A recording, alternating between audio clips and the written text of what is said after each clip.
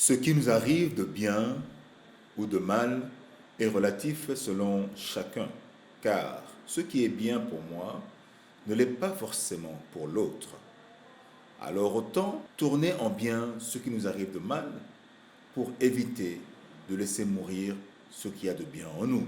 On t'agresse, on te viole, on te coupe les bras, on te frappe et tout ça. Toi, tu dis, il ne faut pas que je me blesse, il ne faut pas que je me blesse. C'est-à-dire ta valeur importante, c'est le corps. Or, toi, tu es esprit. Qui peut toucher ton esprit? Personne. Donc, si tu es un vrai chrétien, tu ne dois pas avoir peur de souffrir de ta chair, d'être violenté, d'être découpé, de mourir. Tu ne dois pas avoir peur. Si tu as peur, c'est que tu es encore dans l'influence du diable. C'est trop fort, hein? C'est trop violent, mais malheureusement, c'est la vérité. Mais c'est trop violent. C'est trop violent. Mais si on n'est plus, plus au niveau du lait, hein?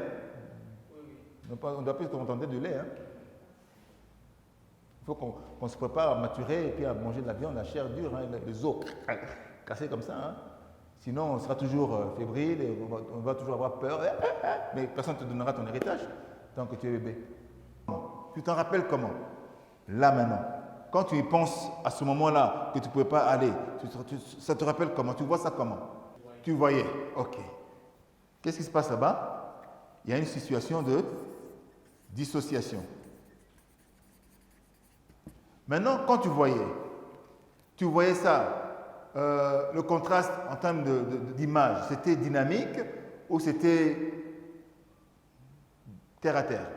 Quand tu te rappelles là, cette situation à ce moment-là. C'est trop terre à terre. Trop terre à terre. C'est-à-dire trop mat, trop sombre ou bien éclairé, quoi? Un peu sombre. Un peu sombre, hein? Ok, sombre.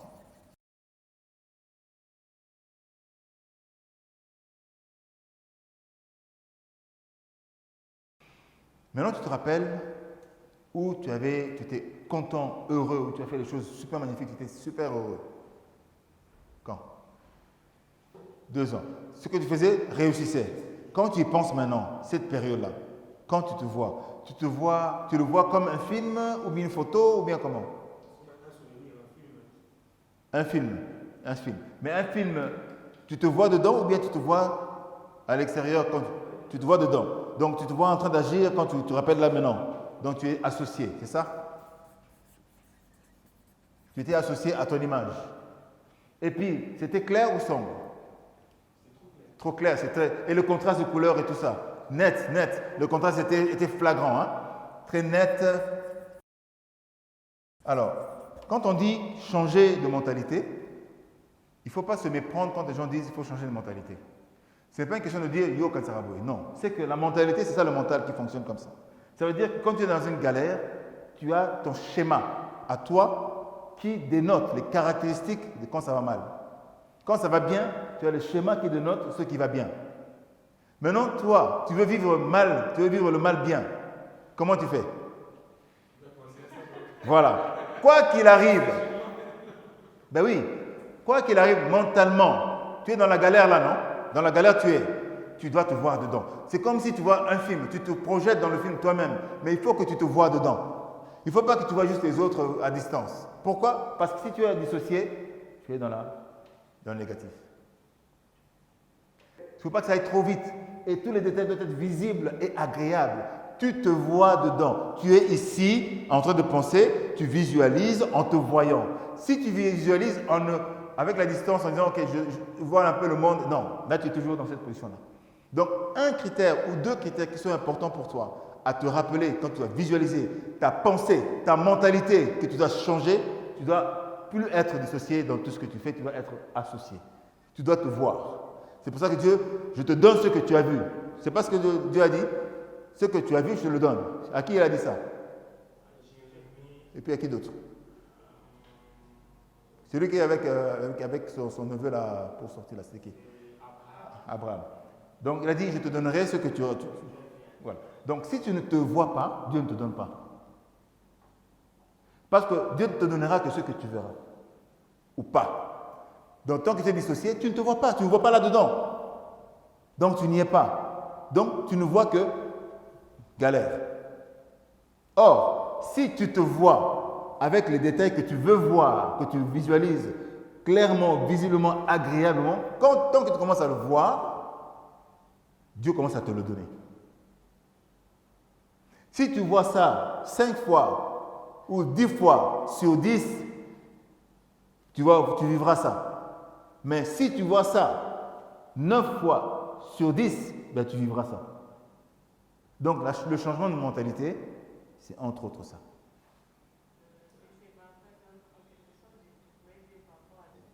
C'est pour ça qu'on dit, le mal qui t'arrive là, t'as ou bien. Parce que quand tu vas m'abbé, au coup, il va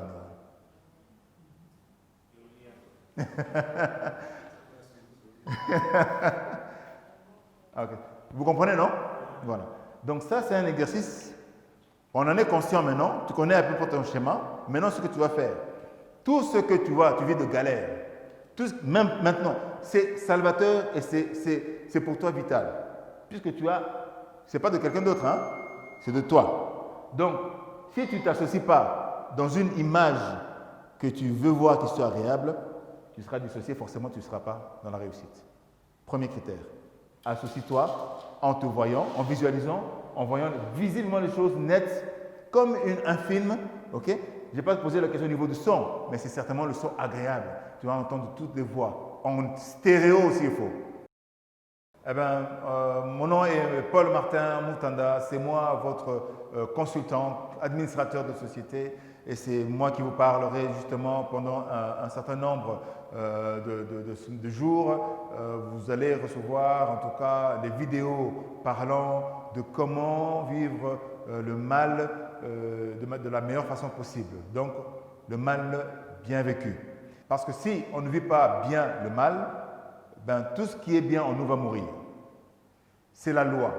Comme on dit deux fois, il y a certaines lois, la loi de la gravité, hein, la loi de la thermodynamique. Ces lois-là existent. Tant que vous vivez mal le mal, ben, vous allez mourir. Ça, c'est pourquoi est-ce qu'on doit bien vivre le mal malgré tout. Rappelez-vous que pour vivre bien le mal, nous avons une manière d'exprimer. C'est notre expression qui va déterminer si nous vivons bien ou mal les choses ou les situations. Ici, c'est d'accompagner le but de dire que spirituellement ou par l'esprit, tout ce qui arrive de mal est bien vécu. Mentalement, tout ce qui arrive de mal est bien vécu. Physiquement, tout ce qui arrive de mal est bien vécu. Alors, quand on parle de ces trois dimensions de l'humain, chacun doit imaginer, en tout cas détecter et identifier là où le mal fait plus mal. Là où le mal fait plus mal, peut-être spirituellement, peut-être mentalement ou physiquement. C'est maintenant d'identifier comment est-ce que chacun, à son niveau, peut mieux vivre ce mal-là. Donc, c'est-à-dire tout ce qui lui arrive de négatif, le vivre de manière positive. Pendant la série de vidéos, vous allez avoir à chaque épisode des solutions, des stratégies, des outils, des moyens, des idées, des informations pour vous aider à bien vivre le mal qui arrive dans vos vies au quotidien.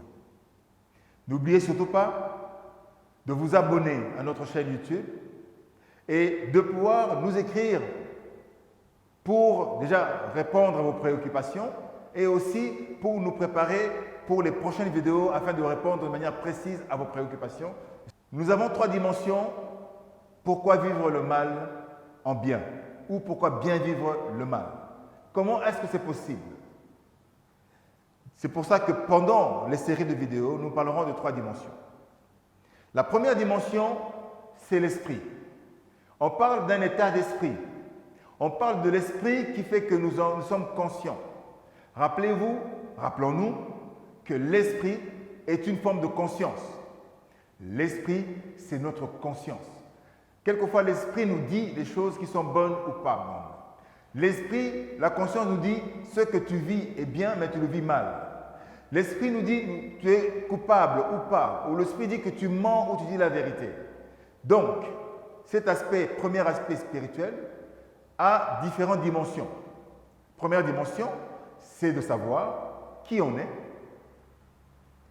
de savoir qui on est par rapport à notre conscience et savoir aussi qu'est-ce que nous avons de notre conscience qui fera que nous allons exprimer notre esprit de manière agréable, de manière positive. Donc, qui nous sommes, notre identité, qui nous sommes par rapport à notre conscience et ce que nous avons par rapport à cette conscience. Ça, c'est la première dimension. Vous verrez que pendant la partie spirituelle, comme l'esprit, les astuces, les stratégies pour bien vivre le mal qui nous arrive au quotidien. Ça, c'était la première dimension. Deuxième dimension, c'est le mental. Le mental fonctionne comment? Cette conscience passe par nos yeux, nos oreilles, nos narines, nos bouches, la langue, notre peau, notre intuition. Et donc, le mental va recevoir des informations. Ce sont comme des portes d'entrée qui opèrent de manière à ce que les informations que nous allons recevoir soient connectées à une substance qui donne en fait une information spécifique à ce que nous venons de vivre comme bien ou mal. Et ça se transforme en sensation. Alors, mentalement, pour le vivre, ce sont les schémas d'accès. Le point d'entrée, les choses qui touchent l'âme, c'est-à-dire que quand on a perçu, qu'est-ce que ça touche en nous et qu'est-ce que ça provoque comme sensation en nous. Et donc, ça nous donne une idée de comment, avec le temps, vous pourriez commencer à changer le mal en bien par rapport aux portes que nous allons ouvrir ou pas, ou à la signification que nous allons donner à ce qui nous arrive pour en recevoir ou en manifester les sensations. Ça, c'est la deuxième dimension. Troisième dimension, c'est physique. Physiquement, on parle de mouvement, on parle de tout ce qui est action. Ces actions, ces mouvements sont provoqués par les sensations, les besoins que nous avons et tout ce qui nous arrive autour qui nous pousse à agir d'une certaine manière. Et physiquement, comme mentalement ou spirituellement, nous parlons d'un environnement.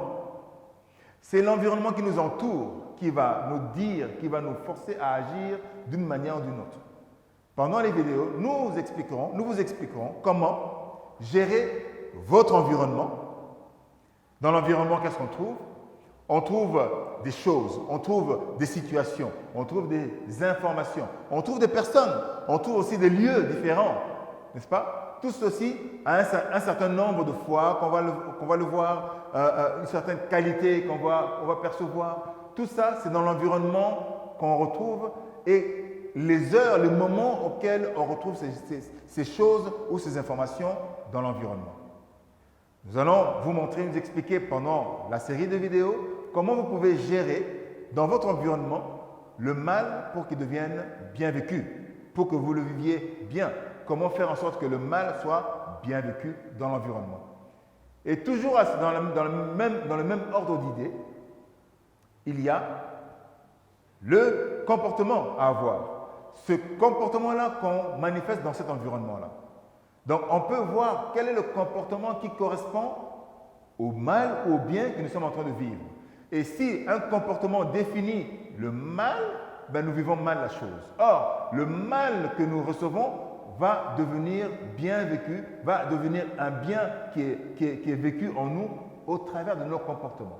Ça, c'est le deuxième niveau. Et le troisième niveau, ce sera les capacités que nous allons manifester pour vivre justement ce bien, comme on dit le mal, hein, les capacités que nous allons manifester pour vivre bien le mal qui nous arrive.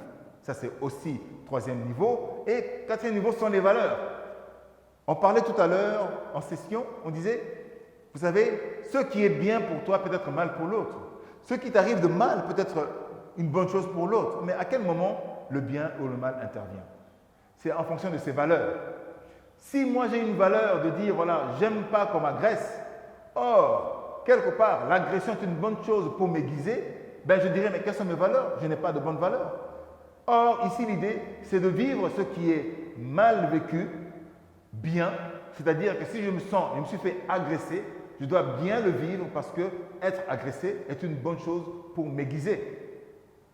Ça, c'est une dimension en termes de valeurs. Donc, ça veut dire que je devrais commencer à penser à mes valeurs pour justement bien vivre ce qui m'arrive de mal. Et ensuite, il y a la croyance, il y a l'état d'esprit, il y a le groupe avec qui je fais, etc., qui nous permettront justement de transformer ce que nous vivons de mal en bien. Voilà, en gros, le contenu de nos vidéos. Et donc, quelque part, régulièrement, vous aurez des informations. N'hésitez pas à vous abonner, encore une fois, à notre chaîne YouTube. Et surtout, mettez des commentaires, écrivez-nous, inscrivez-vous, posez des questions.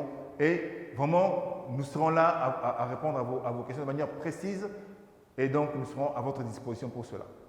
En attendant, je vous remercie et je vous salue et je vous dis à bientôt et soyez bénis couverts.